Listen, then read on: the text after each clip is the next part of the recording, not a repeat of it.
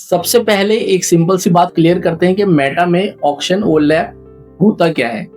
जब भी आप मेटा एड्स चलाते हो, आपका हर एड सेट प्लेटफॉर्म की बिलिंग सिस्टम में इंटर होता है। यहाँ आप दूसरे एडवर्टाइजर के साथ कॉम्पीट करते हो ताकि आपको इम्प्रेशंस मिल सके। लेकिन कभी कभी कंपटीशन आप दूसरों से नहीं बल्कि खुद से कर रहे होते हो। ये तब होता है जब आपके मल्टीपल एड सेट्स एक ही ऑडियंस को या बहुत सिमिलर लोगों को टारगेट कर रहे होते हैं। एड सेट ए और एड सेट बी दोनों एक ही यूजर को दिखाने की कोशिश कर रहे होते हैं। सिस्टम जब ये डिटेक्ट करता है तो उसे डिलीवरी ऑप्टिमाइज करने में डिफिकल्टी होती है।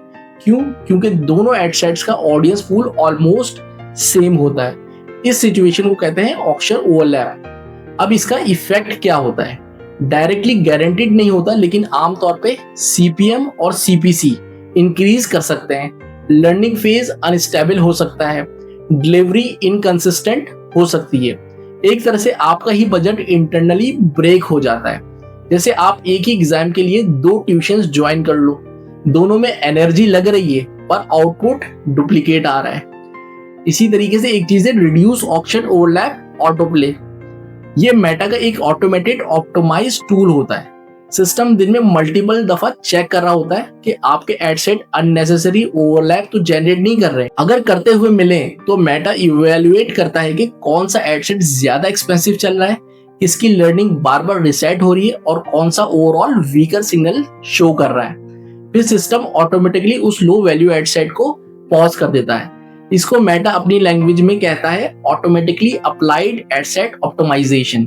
अगर आपने नोटिफिकेशन इनेबल किया हो तो जैसे ही कोई एड सेट ऑफ होता है तो आपको अलर्ट मिल जाता है, जो इम्पोर्टेंट है क्योंकि अगर आप किसी चीज की टेस्ट कर रहे हो तो आपको पता होना चाहिए कि क्या ऑफ किया है। फॉर एग्जाम्पल, एक ई कॉमर्स क्लाइंट के पास 3 एड सेट थे, सब सेम इंटरेस्ट पर। ओवरलैप इतना हाई था कि सीपीएम 8 से जम करके 19 तक चला गया।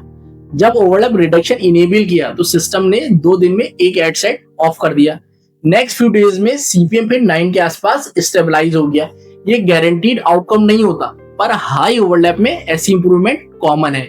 अब सवाल ये क्या ये फीचर हमेशा ऑन रखना चाहिए? तो हर अकाउंट के लिए नहीं। अगर आप क्रिएटिव टेस्टिंग कर रहे हो, ए-बी एक्सपेरिमेंट चल रहा है या डेलिबरेटली सेम ऑडियंस पर मल्टीपल वेरिएशंस रन कर रहे हो, तो ये फीचर्स आपके एक्सपेरिमेंट को डिस्टॉर्ट कर देगा।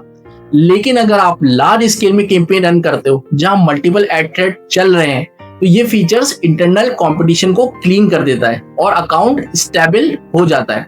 एक और टर्म याद रखें, ऑडियंस फ्रेगमेंटेशन। जब हम अननेसेसरली ऑडियंस को छोटे छोटे एड सेट्स पे डिवाइड कर देते हैं तो ये भी ओवरलैप क्रिएट करता है। ये समझने की बात है कि रिड्यूस ऑक्शन ओवरलैप एक हाउस कीपिंग टूल है। ये क्वाइटली आपके एड अकाउंट को क्लीन रखता है, अननेसेसरली कंपटीशन रिमूव करता है, आपके बजट का प्रेशर कम करता है।